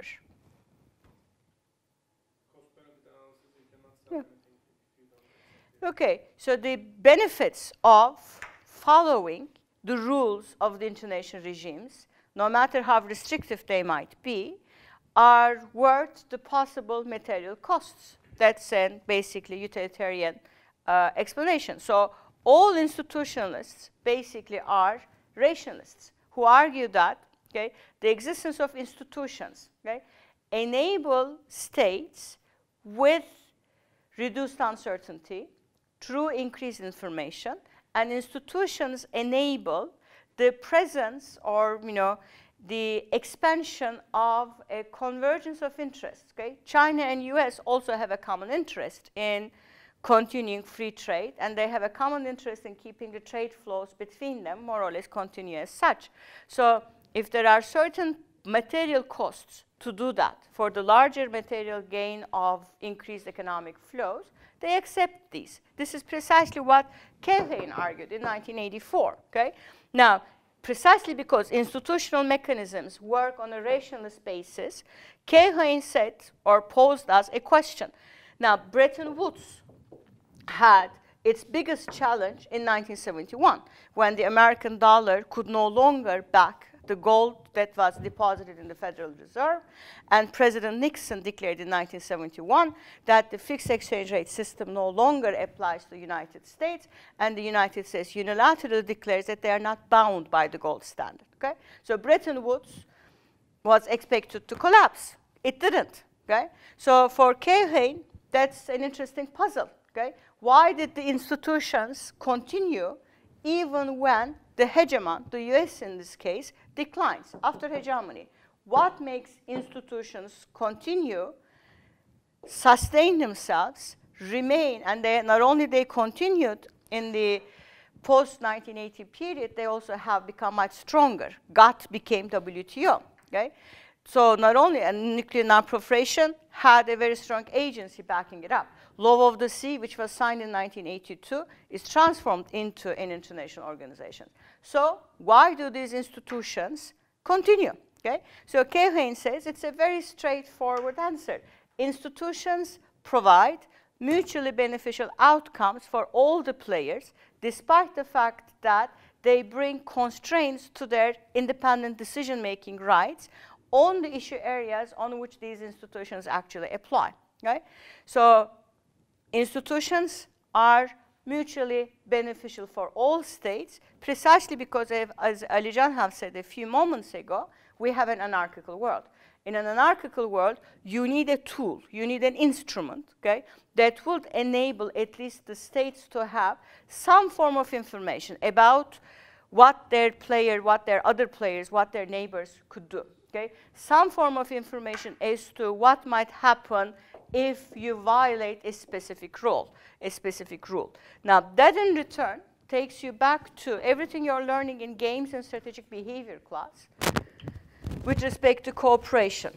Okay? Now, what do you think emerges as one of the key obstacles when you try to make multiple players conform to a common rule? Okay? Let's assume all of you are individual states here. Alican is US, Bora is France, Elif is UK, what have you. All of you are states, and you are negotiating around a common table. Okay? This is the negotiating table, and I am God. And I give you, I can't be God. That distorts the game. I'm nothing. Okay? So forget that. There is no preponderant player. Okay? So all of you are around the same negotiating table, and you want to have, you have a common problem. Okay? The common problem is, let's say,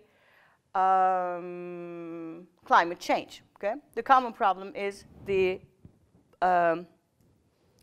ice planks in North Pole are melting, and Arctic cold is descending down to Europe, okay, and to other parts of the world as well. So you have a common problem. You identify the cause of the problem as, what is the cause of the problem? Yes, exactly. So the problem is the chemical gases that human beings release to the atmosphere, okay? So we all contribute to that. So if you want to solve a common, catastrophic issue for us, we need to agree among ourselves as individual players to decrease the hazardous gases, okay? So we all come together, and let's say Helen is Brazil, and we all say we have to, well, one of us say we have to reduce the gas production, come on. And what would be an argument that Brazil could bring to the table?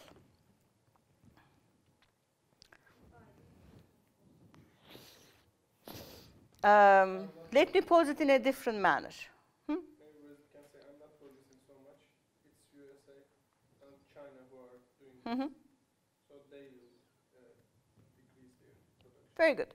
So my question is this. All of these, let's say, 200 countries together, if 160 of them, okay, decide that, yes, we have a common problem, and we will cut our chemical production, gas, whatever, diffusion, by 2010, and the remaining, let's say, 10, okay, says we're not going to do it, okay, once 150 players do that, okay, can you exclude those 10 other countries who are not doing what they're supposed to do from benefiting from the, why not?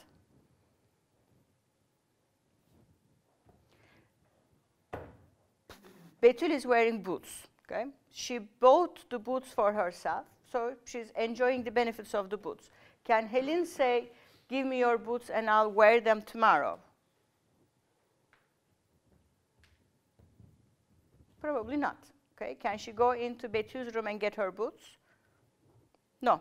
Okay, but if Betül and Helen are sharing a room, and Betül is contributing to the room's general tidiness, she cleans the bathroom, she brings flowers, sprays the room with nice whatever, can she turn to Helen and say, no, don't smell the flowers, don't benefit from the general tidiness of the room? So what is the difference between the boots and the room? Okay, boots are a private good. The room to which Betül contributes with clean air is a public good, okay? Certain goods we define as public goods, and these are things probably you learn in economics, are goods that consumption of is not proportional to contribution to. Okay? So no matter what your contribution to, you can consume it. Okay? Same thing with the environment. Okay? If you have 160, 70 states who contribute to the clean environment and 10 states who don't, like, for example, US, who doesn't have any environmental control, let's say, or Turkey, okay?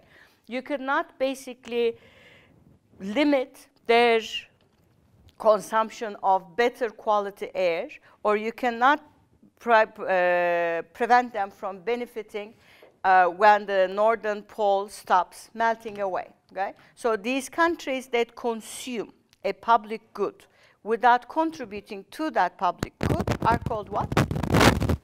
What do you think we call them? We call them free riders, okay? They are free riders. They don't contribute, but they benefit, okay? So cooperation, all cooperation revolves around basically the provision of public goods. There's a gigantic literature on this. And basically this issue of, which is where, for example, climate change is stuck now, the issue of collective action. Okay? Now, collective action is you develop certain norms. You have an international financial system, okay? That brings in return, through Bretton Woods, international financial stability. Russia benefits from international financial stability, even though it does not contribute to that.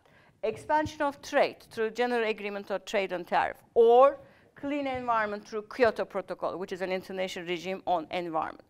These all benefit all the states without directly, corresponding to their contribution, okay? So the issue of collective action becomes a very important problem in international politics.